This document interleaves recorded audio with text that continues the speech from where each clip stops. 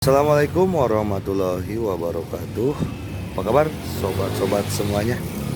Oke, kita lanjutkan saja ceritanya sambil Mimin pergi ke kebun. Bab 3175 sampai bab 3177.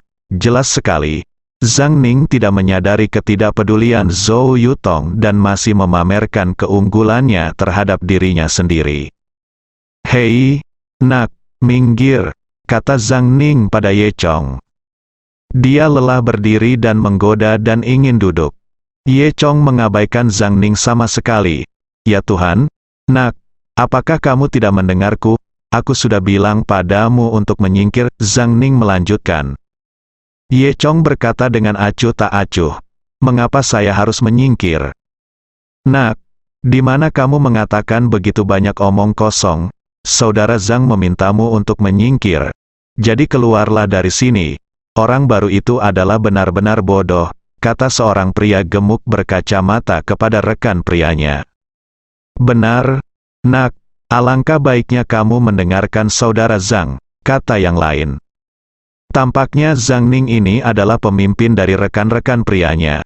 Zhang Ning masih tersenyum saat ini dan memandang Ye Chong dengan merendahkan. "Saudaraku, aku tidak menyalahkanmu karena menjadi orang baru. Sekarang aku akan memberimu kesempatan dan menyingkir." Semua orang tahu mengapa Zhang Ning ingin Ye Chong melakukannya minggir.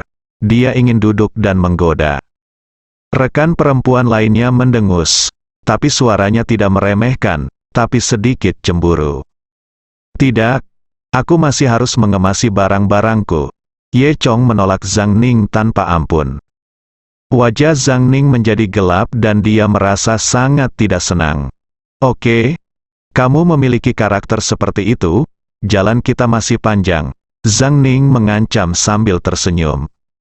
Namun, ancaman seperti itu tidak akan menimbulkan gelombang apapun bagi Ye Chong. Zhang Ning melihat bahwa Ye Chong adalah orang yang keras kepala, jadi dia berbalik dan menatap Zhou Yutong sambil tersenyum. "Maksudku cantik, ayo pergi ke tempat kerjaku dan ngobrol, sinar matahari bagus di sana." "Tidak tertarik," kata Zhou Yutong tegas. Zhang Ning merasa kehilangan muka dan sedikit kesal. Namun, dia masih tersenyum dan berkata, "Haha, tidak apa-apa, kita akan bicara ketika kamu punya waktu." Zhou Yutong hanya menundukkan kepalanya untuk mengemasi barang-barangnya dan mengabaikan Zhang Ning sama sekali. Zhang Ning merasa kalah dan kembali ke tempat kerjanya dengan perasaan bosan. Beberapa orang lainnya datang. "Saudara Zhang, anak ini cukup sombong." "Benar, orang baru itu bodoh.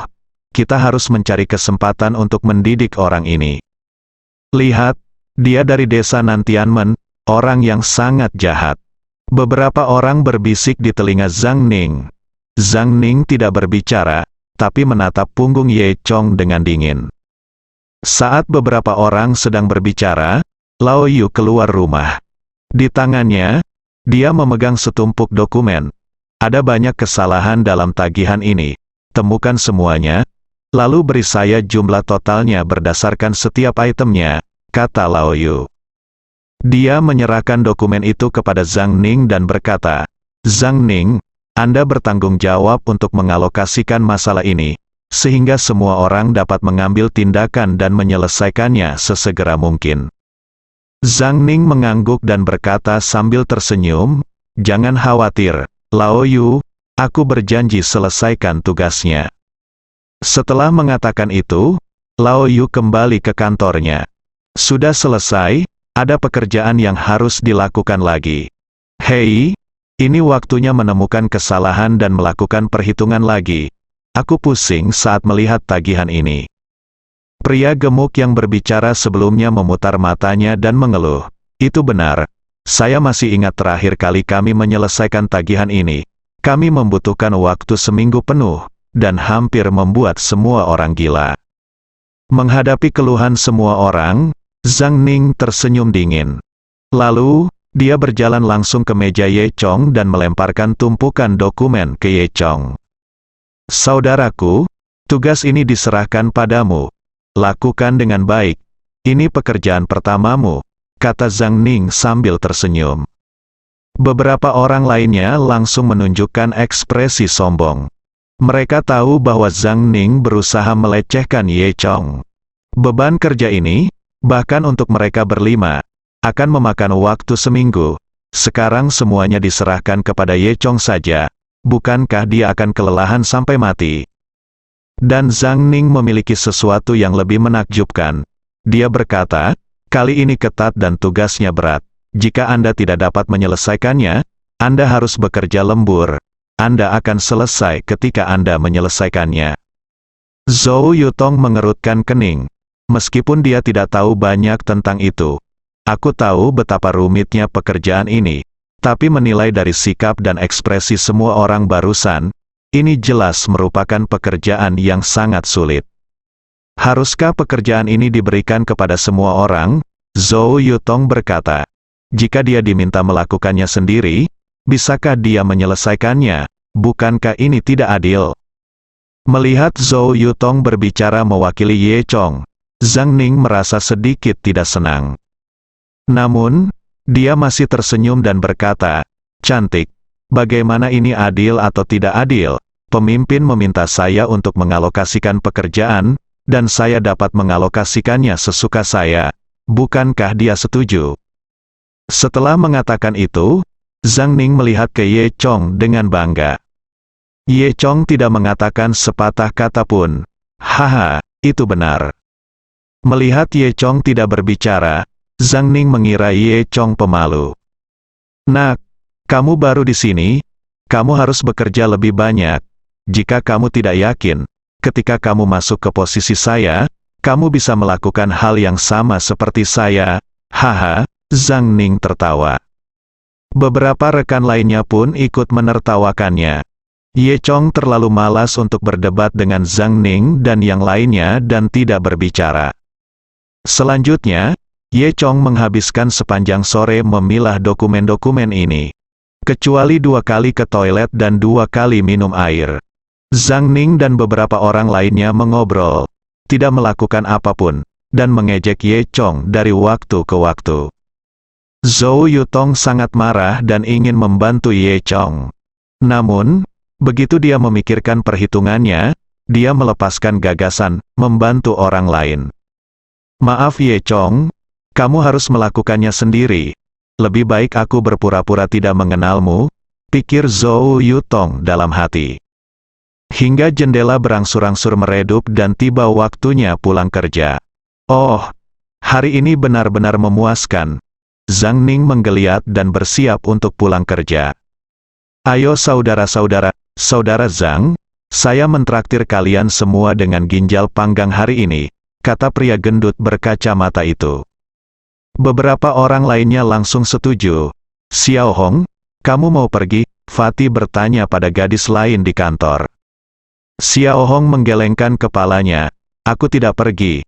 Aku harus kembali dan membersihkan asrama. Saat dia mengatakan ini, dia menatap Zhou Yutong lagi.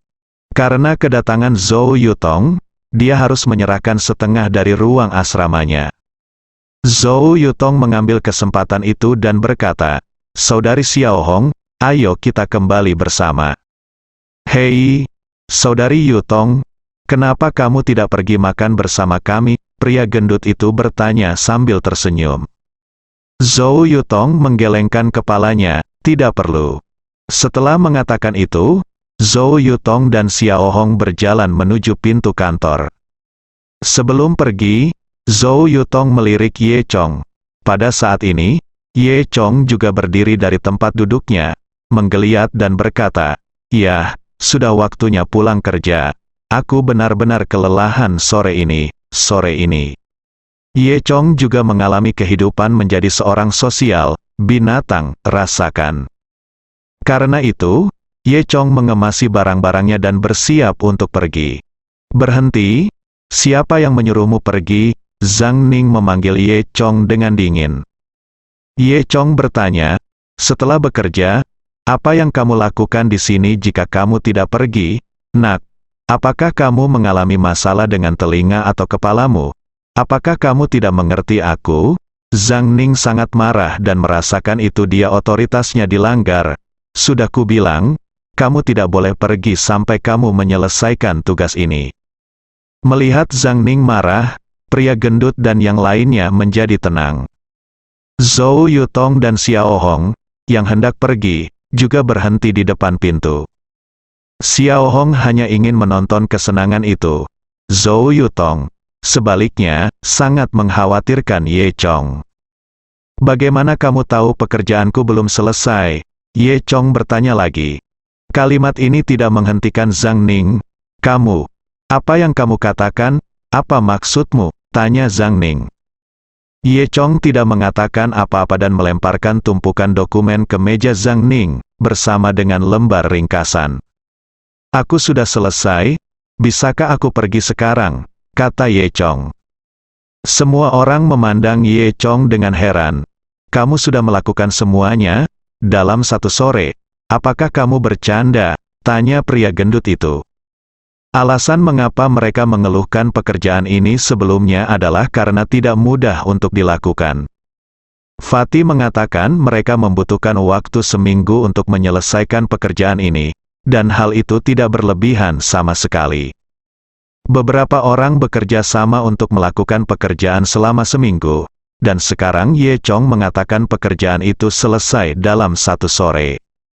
Tentu saja yang lain tidak percaya. Nak, apakah kamu bercanda? Apakah kamu pikir aku bodoh? Zhang Ning mencibir. Ye Chong mengangkat bahu.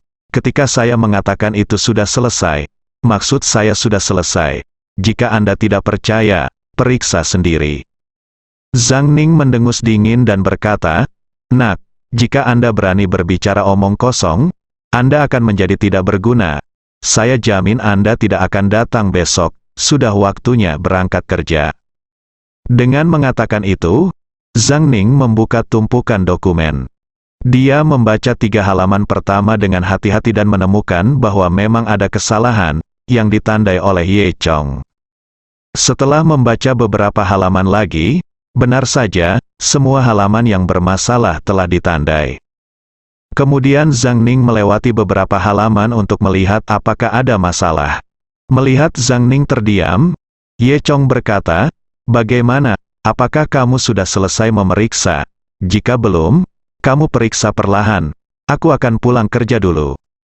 Wajah Zhang Ning sedikit jelek, dia tidak percaya itu Ye Chong sangat kuat, tapi setelah memeriksa begitu banyak halaman, memang tidak ada masalah sama sekali.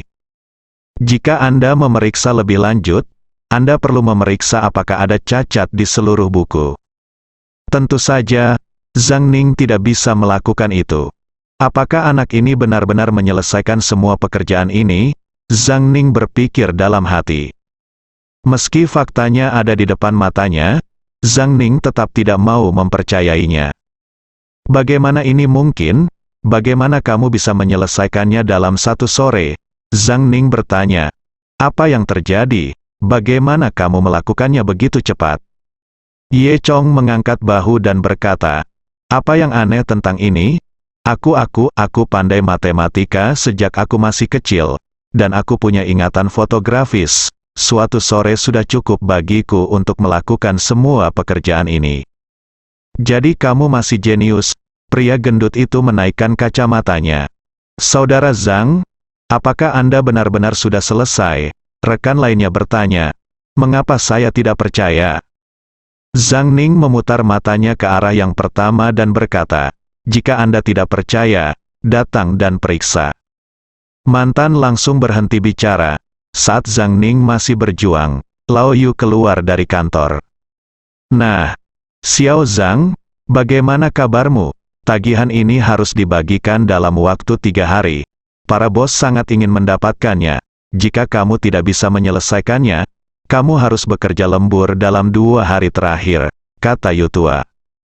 Zhang Ning segera menghampiri Lao Yu dan berkata dengan jujur, laporkan ke Lao Yu, kita sudah selesai. Saya hanya ingin mengirimkannya kepada Anda. Semua sudah selesai? Yutua tampak terkejut. Apakah Anda sangat efisien? Zhang Ning berkata sambil tersenyum, hei, Ini semua adalah hasil dari upaya bersama semua orang. Iya, tapi saya harus mengatakan bahwa Saudara Zhang mengaturnya dengan baik. Di bawah pengaturan Saudara Zhang, kami bekerja sama. Bersama-sama kita bisa menyelesaikan pekerjaan. Pria gemuk itu setuju. Lao Yu juga membaca beberapa halaman dokumen hasil dan menemukan tidak ada masalah, lalu mengangguk. Ya, lumayan, bagus sekali, Zhang Ning. Beri aku pujian, kata Yutua menyetujui.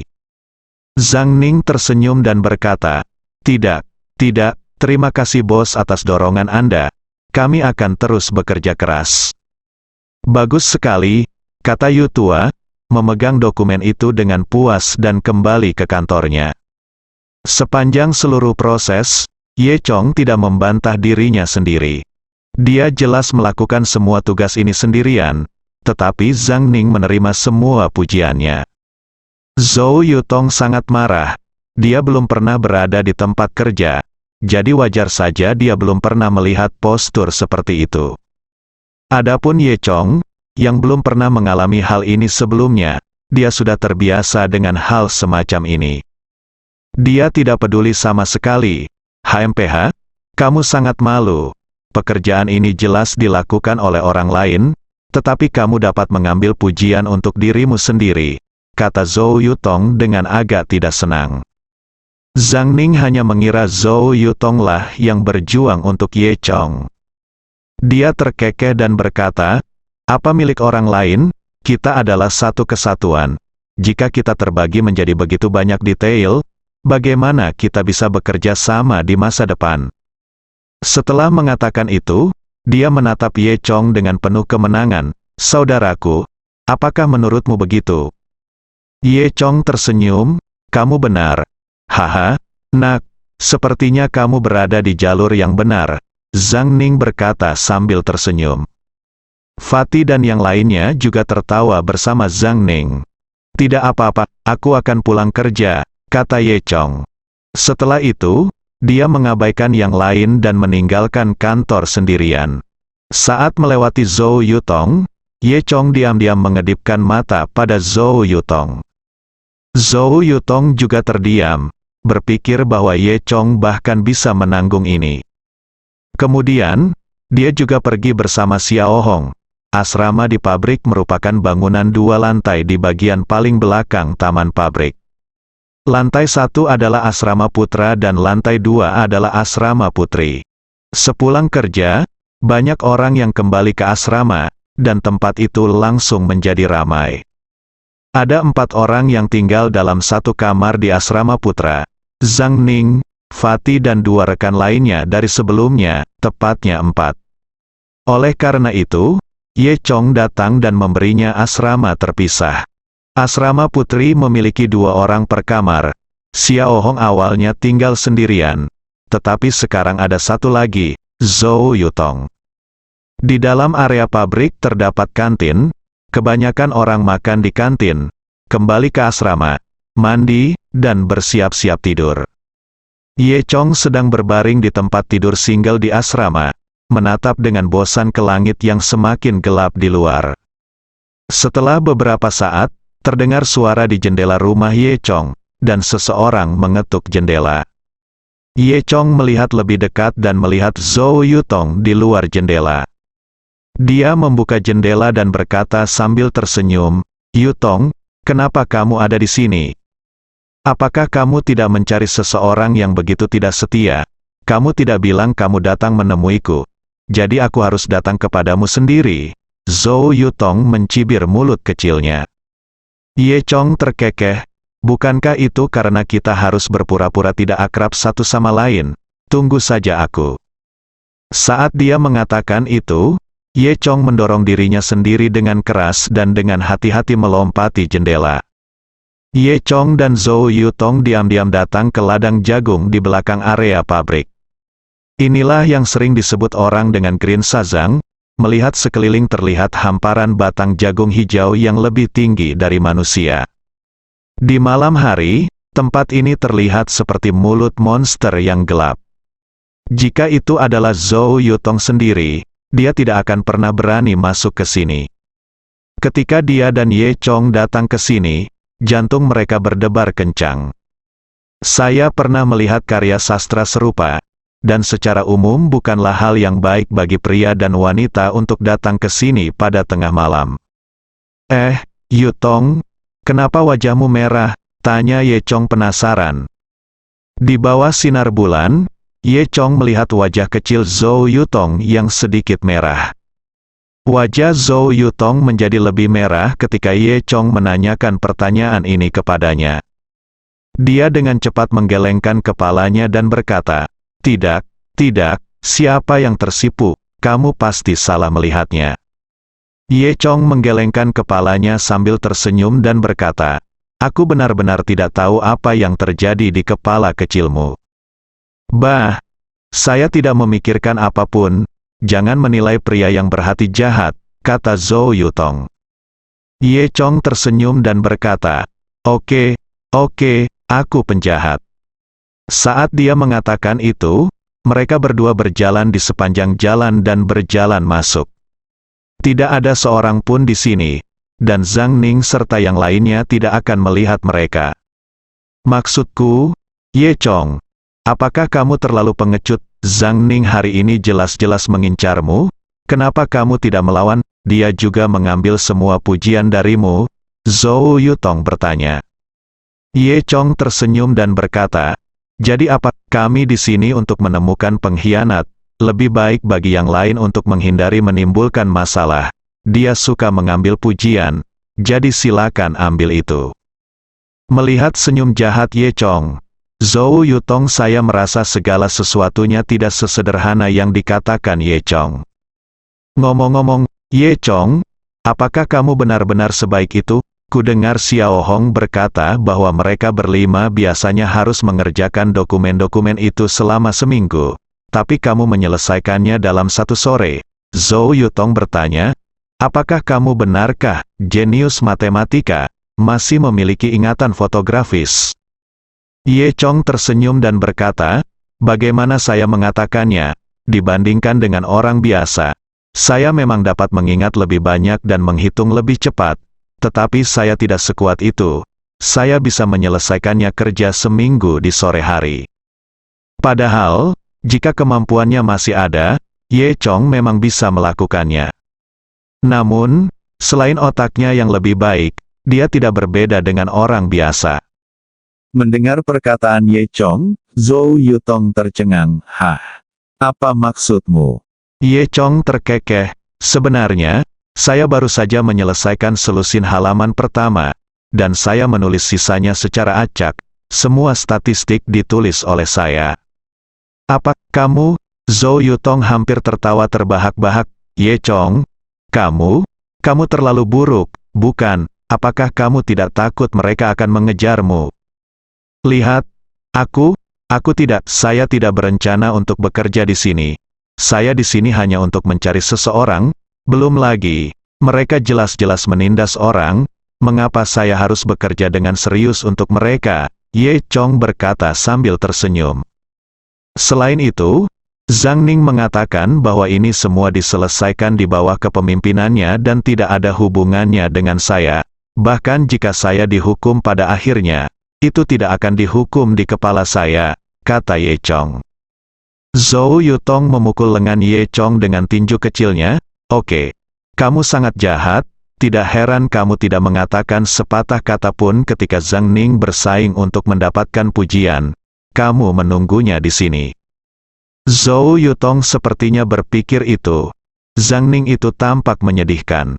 "Sepertinya Zhang Ning melakukan kesalahan dengan memprovokasi Anda," kata Zhou Yutong sambil tersenyum.